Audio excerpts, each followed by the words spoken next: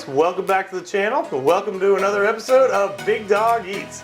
Thank you so much for watching, tuning in, supporting the channel. We really appreciate it. In this week's video, we're going to continue with our Wagyu series, and we've got something absolutely amazing for you. Something that is probably one of my favorite cuts of meat when I go to a Brazilian steakhouse. It's our garlic beef tri-tip steak. So come on in, sit down, kick back. Let's cook a tri-tip. All right, big dog. Now, not only did we manage to get our hands on a tri-tip, but a Wagyu edition, man. I'm excited. I am really excited. You know, the good people over at the Chili Pepper Ranch were able to hook me up with an amazing tri-tip. It is nice and big, it's thick, it's really good. And if you look at the meat, you know, again, with Wagyu, I mean, just look at the marbling on this thing. It's amazing. Absolutely amazing. It's like beyond prime beef. And it is just so good. Now remember, guys, this is American Wagyu. So this is right here in Tennessee.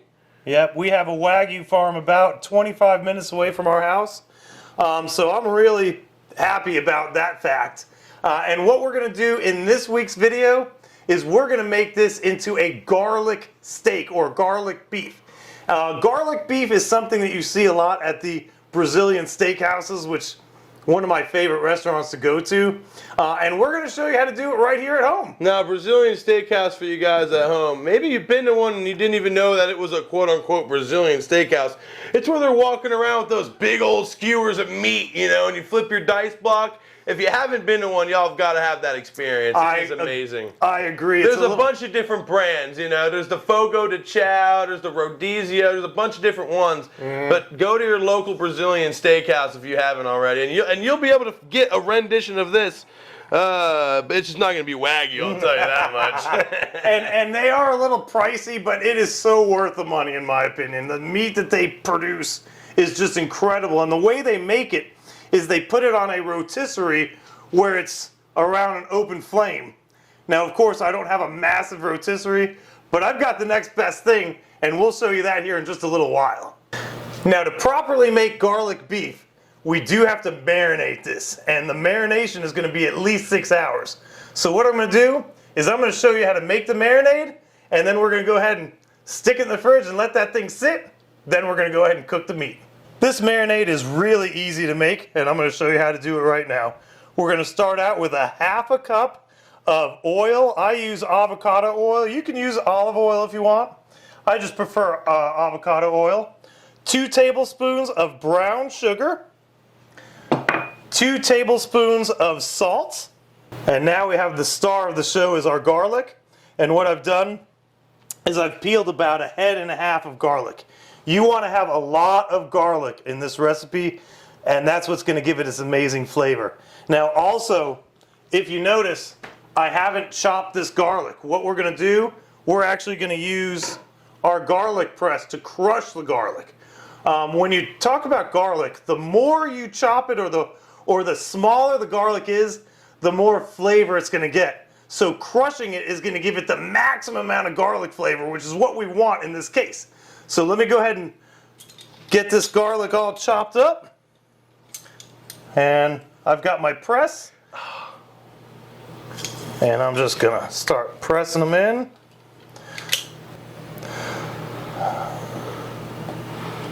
Just stick it right in the press, squeeze, and it's that easy. It's way easier than chopping garlic, actually. Whew, that is pungent, man. I got to tell you.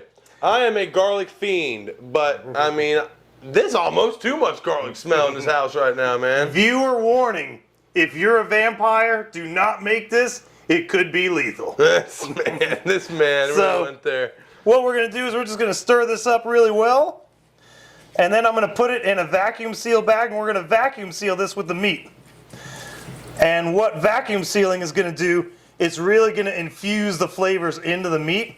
If you don't have one, you can use like a gallon Ziploc bag or something, but I find that vacuum sealers work really good for this. If you do use the gallon, just try to press as much air out of there as possible. And one thing that can really help with this is just folding the steak over. You put the steak all the way to the bottom of the bag, and then fold the bag from the bottom up to the top, and that'll pretty much, you know, press most of that air out for you. Now, also, if what I'm noticing here is it looks like we need a little bit more oil. Okay. So I'm going to add maybe another 1/3 of a cup of oil to this because we want to make sure this penetrates into the meat. Oh yeah, that's much better. Look at that. Look at that consistency. This is the consistency that you want right here. So let's go ahead and seal this up, get it in the fridge. We're going to marinate this for 6 hours minimum or overnight if you can. All right. So we're simply just going to take our big chunk of meat, throw it in our big vacuum seal bag, and now we're just going to pour the marinade right in the bag. Oh yeah, look at that. Let me get a nice in-bag shot. Come on guys, let me see if I can't get an in-bag shot here. Oh yeah, look at that.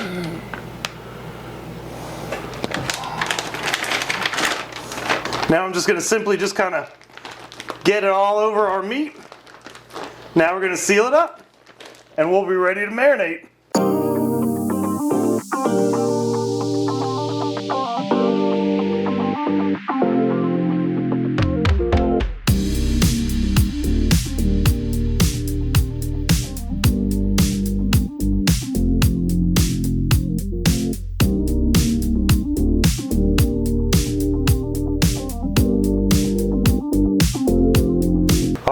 Now that we have our Tri-Tip in the vacuum seal bag, all we have to do is throw it in the fridge for about 6 hours and then we'll be ready to cook. All right, big dog. Now it is time to slice, dice, and put some work in on this steak, man. Actually, it might be too much time, to be honest with you. So, just to let you guys know, we didn't marinate this for 6 hours. Life happened yesterday and it's been sitting in this bag for 24 hours. So we're about to slice this thing open. We're going to start cooking this thing, and we're going to show you the way we're going to cook it in a minute. But I'm super excited to try this out. I am too, man. Now let me ask you something. You know, I'm a huge garlic fan, all right? And I never thought I'd even consider this as an option. But is it going to be too garlicky? Sitting in there for 24 hours? Well, first of all, there's no such thing as too garlicky. Okay. All right. That's not necessarily true. But no, when you marinate a piece of meat, as long as you're not using something acidic or something vinegary, you can marinate it pretty much as long as you want because it's not going to penetrate super deep into the meat. So basically, there's just kind of like a maximum of how deep it can get in? That's exactly right. Okay. And I'm sure we're at maximum velocity at this point. Oh, yeah, that thing is absorbed garlic like a dang sponge. All right, so let's go ahead and cut this baby open. You ready? Yeah, we'll slice. All right, let's see what we got here, man. We're going to carefully pull this out because we're going to save the marinating liquid. Why are we saving that liquid, man? You'll see in a few minutes, brother. Oh my gosh. There it is. The smell is absolutely heavenly. Let me give y'all a little shot of this, man. It is just freaking glistening. Oh, wow. Okay, now that everything's out of the bag, it's time to cook this meat up. So go ahead and show them what we're going to use to cook this up with, buddy. All right, guys, check out the new amazing rotisserie. We ordered this just for this specific cook, actually. Oh, yeah. And it's going to be very similar to how they do it at the Brazilian steakhouse, where it's just sitting straight up, rotating. Of course, we don't have an open fire, but this is the next best thing. And you know what? It looks nice. You know, it looks nice. A nice little cabinet in there. The opening door.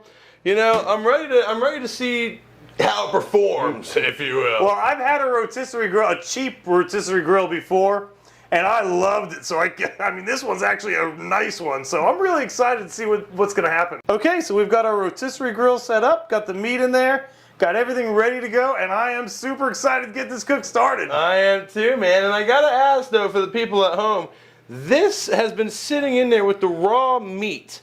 And it looks like you're going to be brushing it on there. So what's the plan with that? Well, break it down for the people. That's exactly what I'm going to do. About halfway through the cook, I'm going to baste it with this.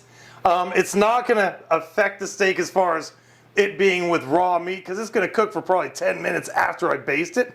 It's just going to add some flavor to the meat. Okay, nice. Well, more garlic is more flavor, so I'm down. Yeah. And I was able to get our meter thermometer in there. So this thing is going to be cooked to absolute perfection. So I am excited.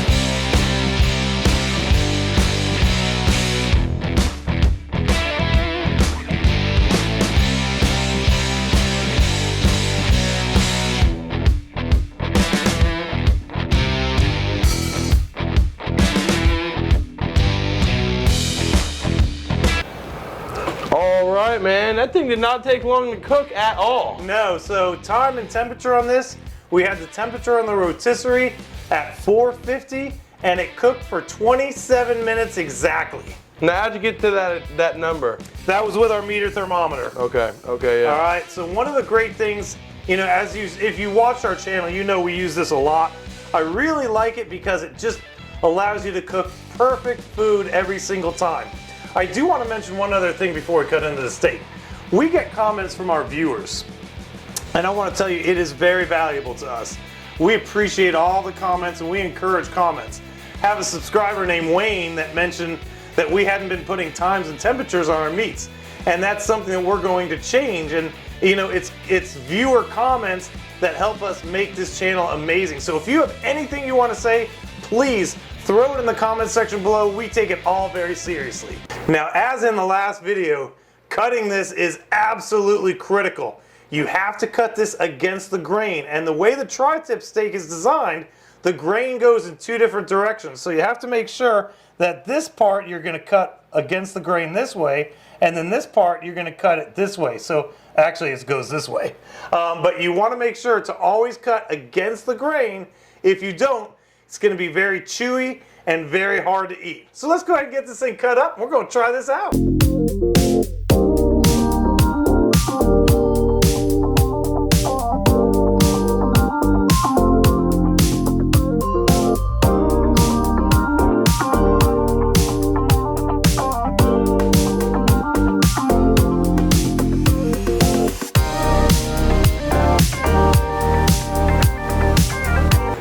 We have everything cut up and we are ready to chow this stuff down. Are you ready to try this stuff out too, Let buddy? me tell you something, man. That garlic is very enticing. I'm ready to try it. I am too, man. I've been waiting for this for a while. This video actually wasn't scheduled to be this week. My brother actually sent me a text and told me one of his buddies had a mishap with a tri-tip. So I figured I'd push it up on the schedule. That way I can kind of show you the right way to do this. I have a feeling he may have cut it wrong. That may have been what the issue is. Yeah, and that really is, like you said, night and day. So I'm ready to get after it, man. All right, let me go ahead and cut into this baby. Yeah, we got a nice little layout here, but go ahead and get you a slice. Yeah, cut me one too. There we go. All right, let's go ahead and pop it. All right.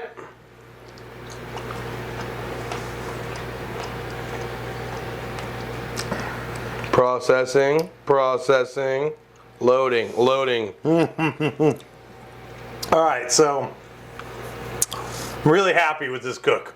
It is super tender. The rotisserie grill definitely did its job. That slow cooking, the juices kept dripping down. The garlic flavor from the marinade is absolutely prevalent, but it's not overpowering. You can still taste the meat. It tastes just like it does in the Brazilian steakhouse. I am so excited. Hold on, I gotta try one more. Oh, come on, man. Don't torture me like that, man. No. It's got the bite from the garlic, but not too intense. Beefy, amazing. You need to try this out. You ready, I'm buddy? dying. Yes. All right, buddy. You ready to do this, brother? I am ready like Freddy. And I'll tell you, man, you know, the garlic steak is just a beautiful thing, you know. I mean, let's just get right into it. This is a nice meaty piece.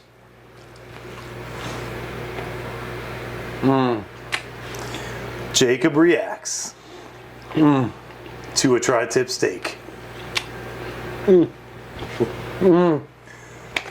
Wow. Wow.